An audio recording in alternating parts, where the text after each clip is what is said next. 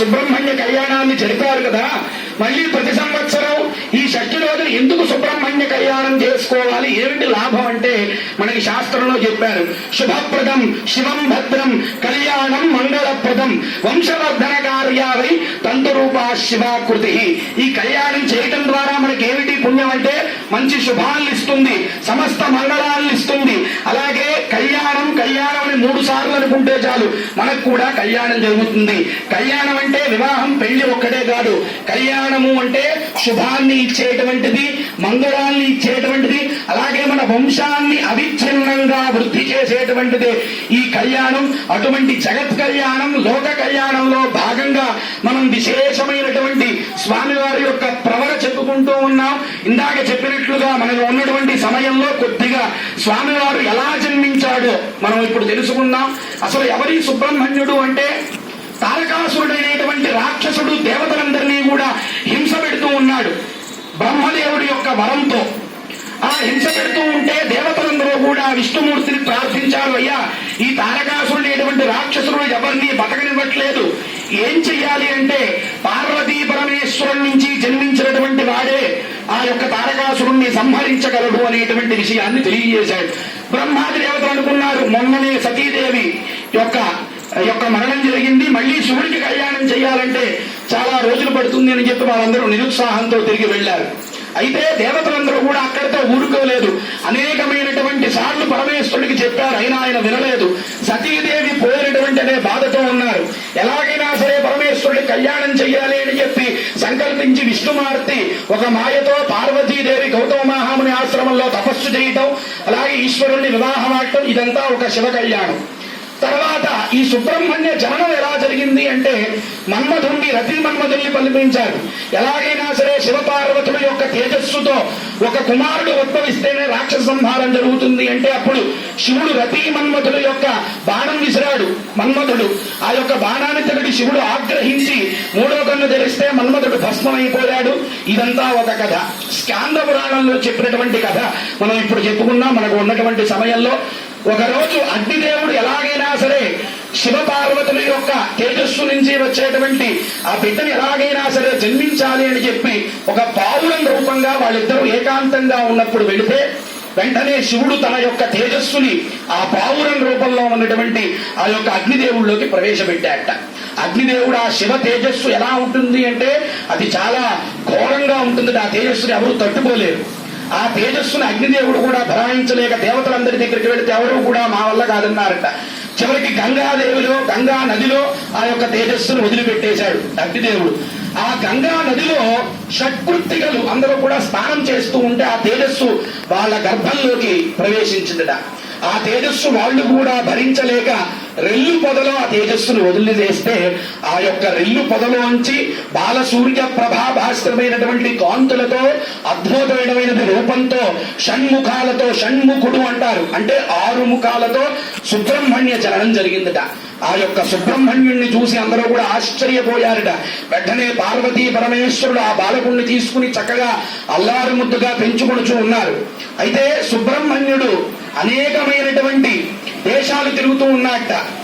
మనకి ఈ యొక్క తమిళనాడులో ఉండేటువంటి అనేకమైనటువంటి ఊర్లు ఉన్నాయి. మనం చెప్పుకున్నట్లయితే పళని, తిరుచెందూర్, స్వామిమలై, ఇలా అనేకమైనటువంటి ఆ యొక్క 6 క్షేత్రాలు అంటారు. 6 క్షేత్రాలకి స్వామి తిరుగుతూ తిరుత్తడిలో వల్లి అమ్మవారిని వివాహం చేసుకున్నాడు.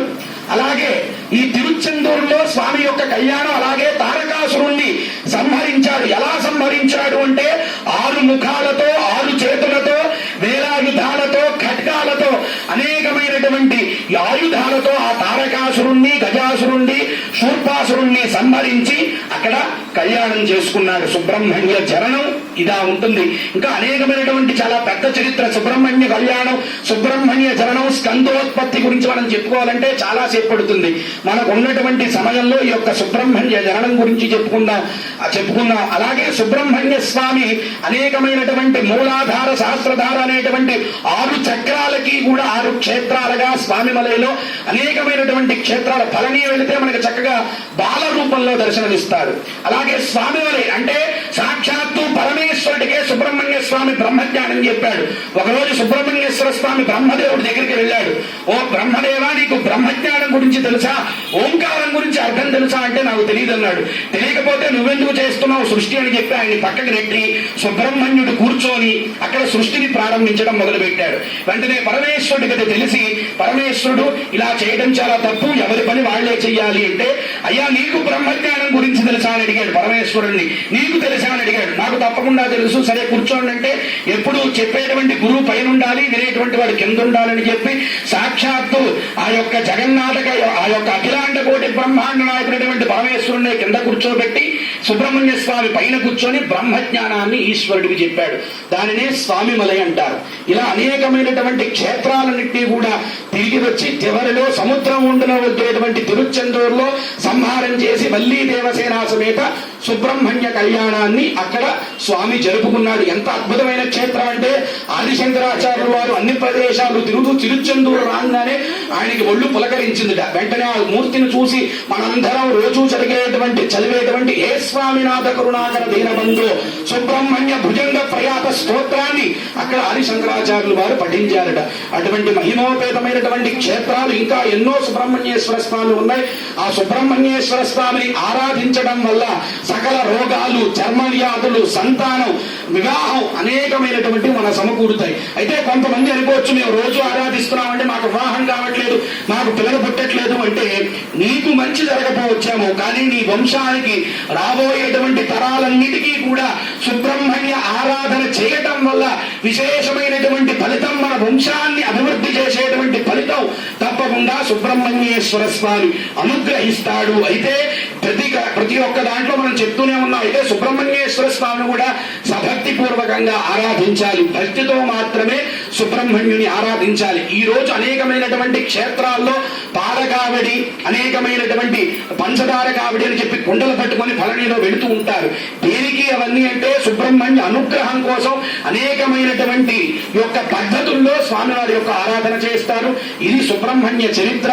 ఇంకా మనం చెప్పుకోవాలంటే చాలా ఉంటుంది, సమయం లేదు కాబట్టి కొద్దిగా చెప్పుకున్నాం. అలాగే ఇప్పుడు విశేషమైనటువంటి సుబ్రహ్మణ్య ప్రవర జరుగుతుంది. ఏమిటి ప్రవర అంటే, మన గోత్రం ఏమిటి, స్వామివారి యొక్క తండ్రి, తాత, ముత్తాత ఎవరు, స్వామివారి యొక్క వంశవృక్షం ఏమిటి, ప్రతి ఒక్కరికి కూడా ఒక వంశం ఉంటుంది, ఒక గోత్రం ఉంటుంది. అలాగే ఇప్పుడు సుబ్రహ్మణ్యేశ్వర స్వామి వారి యొక్క ప్రవర ఏమిటో ఇప్పుడు చెప్పడం జరుగుతుంది. అందరూ కూడా మనస్ఫూర్తిగా సభక్తి పూర్వకంగా నమస్కారం చేసుకోండి. ఎవరైతే ఈ సుబ్రహ్మణ్య ప్రవర వింటారో వాళ్ళకి స్వామివారి యొక్క అనుగ్రహంతో పాటు వాళ్ళ యొక్క వంశం కూడా అవిచ్ఛిన్నంగా అభివృద్ధి చెందుతుంది. అందరూ కూడా